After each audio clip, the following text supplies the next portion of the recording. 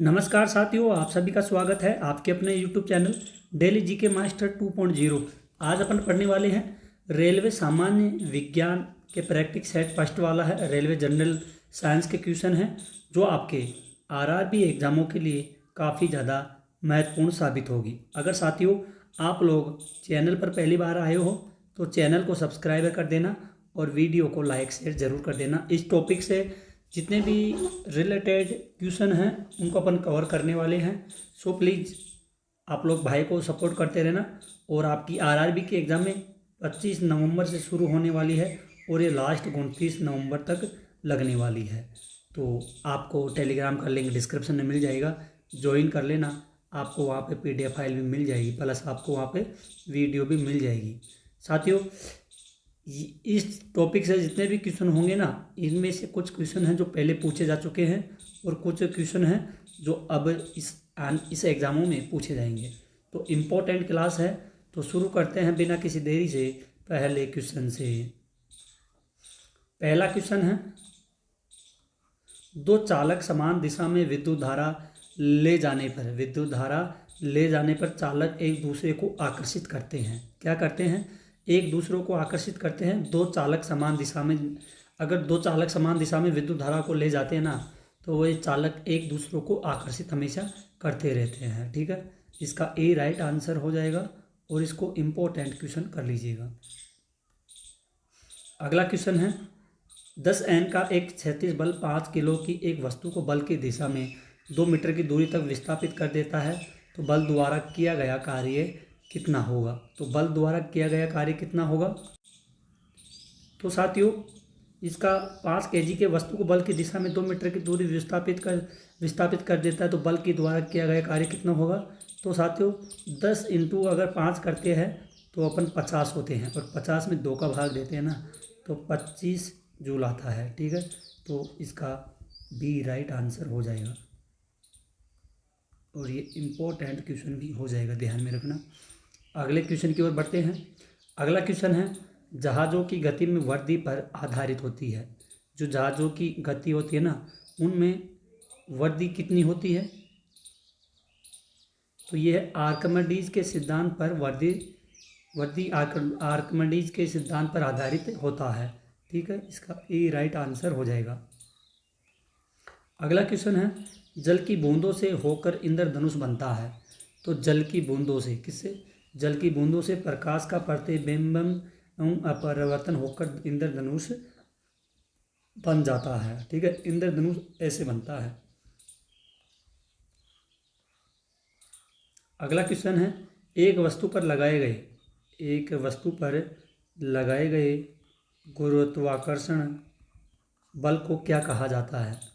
तो गुरुत्वाकर्षण बल को क्या कहा जाता है साथियों? इसको कहा जाता है, इसको वजन कहा जाता है। क्या कहा जाता है? वजन कहा जाता है। इसका सी राइट आंसर हो जाएगा। अगला क्वेश्चन है, रोशनी के लिए साधारण बल्ब की जगह साधारण बल्ब की जगह LED और CFL किसकी वजह से ले रहे हैं? तो ये किसकी वजह से ले रहे हैं? ये ले रहे हैं ऊर्जा क्षमता की वजह से ले रहे हैं। इसका ए राइट आंसर हो जाएगा। अगला क्वेश्चन है, 100 वाट के लैंप से निर्गत 15 वॉल्यूम प्रति वाट इसकी ज्योति की तीव्रता क्या होगी? तो इसकी ज्योति की तीव्रता कितनी होगी? तो साथियों इसमें ज्योति की तीव्रता होगी 120 कैंडिला होगी। ठीक है, इसका ए राइट आंसर हो जाएगा। अगला क्वेश्चन है, कांच से वायु में जा रहे प्रकाश की क्रांतिक कोण न्यूनतम होगा। क्रांतिक कोण न्यूनतम कितना होगा? ये होगा साथियों बैंगनी रंग के लिए न्यूनतम होगा। ठीक है, इसका डी राइट आंसर हो जाएगा। अगला क्वेश्चन है, m द्रव्यमान का एक गोला जिसका इसके गुरुत्व केंद्र के परित जड़ अगुण है, एक ढलान पर बिना रेपटे हुए लुढ़कता है, इसकी गति ऊर्जा है। तो इसकी गति ऊर्जा कितनी होगी, ये भी 1 सही 2 इंटू ओम 2 होगी। ठीक है, इसका ए राइट आंसर हो जाएगा। अगला क्वेश्चन है, चुंबकीय फ्लक्स का एसआई मात्रक क्या होता है।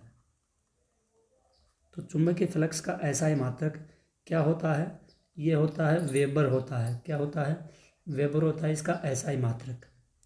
ठीक है, ये कुछ मात्रक हैं या प्रतीक है जो भी है वो आपको एग्जामों में कई बार पूछे गए हैं और ये आगे भी पूछे जा सकते हैं, क्योंकि इम्पोर्टेंट है, पूछे जाएंगे ही। इसलिए मैं बोलता हूँ वीडियो के लास्ट तक बने रहना। सारा कंटेंट आज अपन क्लियर करने वाले हैं, इस टॉपिक से रिलेटेड क्वेश्चन होंगे ना उनको। आप लोग अगर चैनल पर पहली बार आते हो तो आप लोग अपने भाई को सपोर्ट भी कर सकते हो, क्योंकि हम डेली क्लासें लेकर के आते हैं जो आपके सभी एग्ज़ामों के लिए काफ़ी ज़्यादा महत्वपूर्ण साबित होती है। और वीडियो के लास्ट तक आप लोग ज़रूर बने रहना। ठीक है, बढ़ते हैं अगले क्वेश्चन की ओर। अगला क्वेश्चन है, नियत चाल से गति करने वाली वस्तु की दूरी समय ग्राफ 1 होता है। तो दूरी समय ग्राफ क्या होता है, ये एक सरल रेखा होता है। क्या होता है, सरल रेखा होता है। ठीक है, इसका सी राइट आंसर हो जाएगा। अगला क्वेश्चन है, किसी विलयन में हाइड्रोजन आयन का साधारण कितना होता है, 10 से 5 ग्राम अणु प्रति लीटर है। तो इस विलयन की पीएच क्या होगी। तो साथियों, इस विलयन की पीएच कितनी होगी, इसकी 5 में से 5 जाती है तो 5 बनता है। ठीक है, तो इसकी होगी 5 होगी। ठीक है, इसका बी राइट आंसर हो जाएगा। अगला क्वेश्चन है, डाल्टन का सिद्धांत किस पर आधारित है। तो डाल्टन का सिद्धांत है किस पर आधारित है, यह है रासायनिक संयोजन के नियम पर आधारित है। ठीक है, इसका ई राइट आंसर हो जाएगा। और ये क्वेश्चन है ना जो इम्पोर्टेंट क्वेश्चन भी हो जाएगा। अगला क्वेश्चन है, उससे पहले साथियों मैं आपको बता दे, एक चैनल है अपना फर्स्ट वाला जिसका नाम है डेली जीके मास्टर। इस चैनल पर हम डेली करंट अफेयर्स की क्लासें लेकर के आते रहते हैं। ठीक है, ये अपना फर्स्ट वाला चैनल है। डेली सुबह 6 से 7 के बीच में करंट अफेयर्स की क्लासें डलती है। और दूसरा चैनल भी अपना इसी नाम से है, लेकिन लास्ट में 2.0 लगा हुआ है। तो इसी चैनल को आप सब्सक्राइबर कर लेना, और इस करंट अफेयर्स लेना चाहते हो तो इसको भी आप लोग सब्सक्राइबर कर लेना। इम्पोर्टेंट क्लासें लेकर के आते हैं। क्वेश्चन है, ऑप्टिकल कैरेक्टर रीडर OCR किसका एक उदाहरण है। ये उदाहरण हो जाएगा साथियों इनपुट डिवाइस का। किसका हो जाएगा, ये इनपुट डिवाइस का एक उदाहरण हो जाएगा ऑप्टिकल कैरेक्टर रीडर के द्वारा। अगला क्वेश्चन है, सोडियम कार्बोनेट का रासायनिक सूत्र क्या होगा। सोडियम कार्बोनेट का रासायनिक सूत्र क्या होगा, ये होगा Na2CO3। इसका रासायनिक क्या होगा, इसका रासायनिक है ये सूत्र होगा। इसको आप लोग नोट कर लेना, क्योंकि ये इम्पोर्टेंट है आने वाली एग्जामों के लिए। ठीक है, इसका बी राइट आंसर हो जाएगा। अगला क्वेश्चन है, ईथर क्या हो जाएगा, ईथर और बेंजीन पृथक किए जा सकते हैं। ईथर और बेंजीन पृथक किससे किए जा सकते हैं, ये किए जा सकते हैं आसवन द्वारा। किसके द्वारा, आसवन द्वारा पृथक बेंजीन व ईथर को पृथक किया जा सकता है आसवन के द्वारा।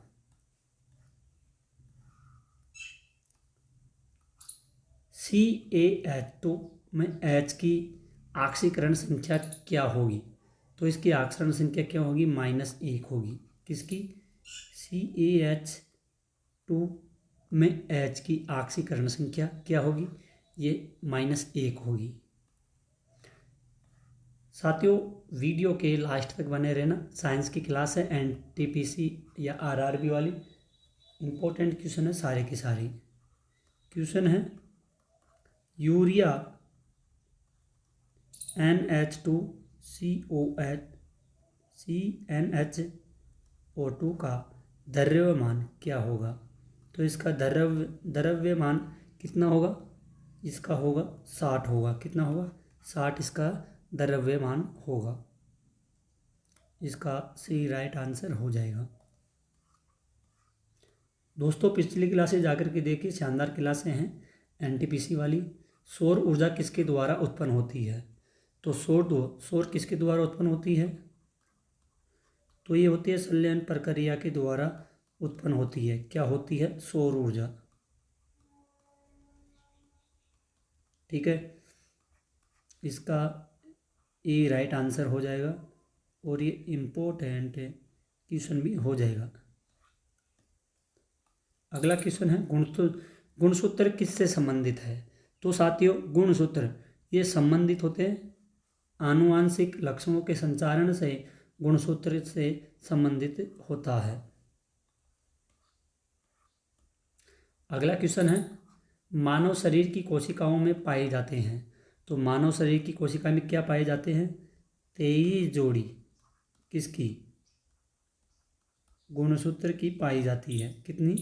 23 जोड़ी। ठीक है, इसका डी राइट आंसर हो जाएगा। अगला क्वेश्चन है यकृत का कार्य होता है। तो यकृत का कार्य होता है किससे? पाचन से। किससे होता है? पाचन से यकृत का कार्य होता है। ध्यान में रखना, इम्पोर्टेंट है। भोजन खाद्य पदार्थ के संबंध में इनमें से कौन सी कथन असत्य है? तो इसका कौन सा कथन असत्य है? यह एक अजैविक पदार्थ है। ये साथियों कथन है ना, ये असत्य कथन है इसका। ठीक है, ध्यान में रखना, इसका ए राइट आंसर हो जाएगा। अगला क्वेश्चन है तना काट आमतौर से किसके परिवर्तन के लिए प्रयोग किया जाता है? तना काट आमतौर पर किसके परिवर्तन के लिए प्रयोग किया जाता है? तो परिवर्धन होता है ये गन्ना से प्रयोग किया जाता है। किससे? गन्ना से। अगला क्वेश्चन है जठर ग्रंथियों द्वारा स्त्रावित हाइड्रोक्लोरिक